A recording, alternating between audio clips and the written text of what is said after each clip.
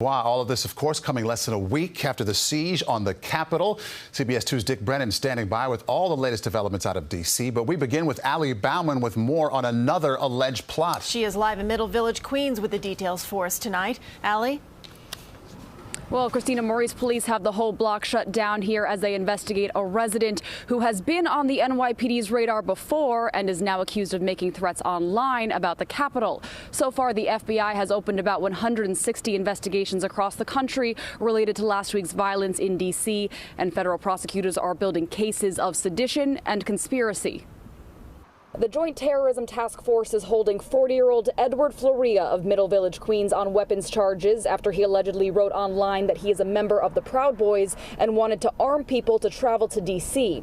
It comes on the same day we learned the FBI issued an internal notice one day before rioters stormed the Capitol, highlighting an online thread. In part, Congress needs to hear glass breaking, doors being kicked in, and blood from their BLM and Pantifa slave soldiers being spilled. The memo said, "Get violent, stop calling this a march or rally or a protest. Go there ready for war. We get our president or we die."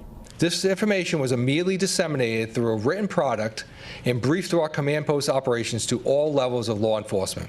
As a result, the FBI says one person was arrested the night before and others had travel disrupted, yet security was not increased to match the threat.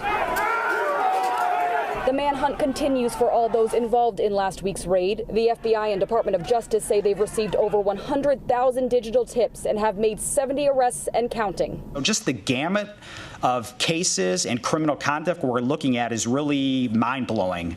Among those arrested Tuesday, Metro North employee Will Pepe and 34-year-old Aaron Mostovsky, the son of a Brooklyn Supreme Court judge who's potentially facing 10 years in prison.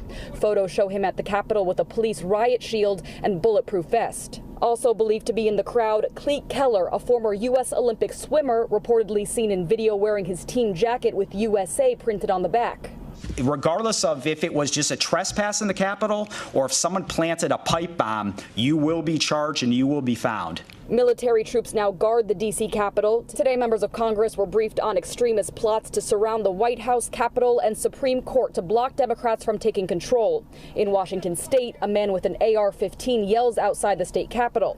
This flyer is being disseminated online and on the streets here in New York City, calling for an armed march on all state capitals January 17th. I mean, they're openly advocating violence. That in and of itself is a crime.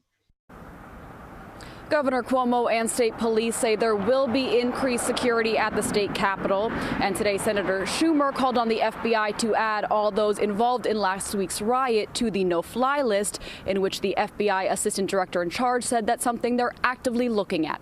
We're live in Middle Village, Queens. Bauman, CBS 2 News. Allie, thank you. And out of the breaking news out of Washington, where the House is on the verge of impeaching President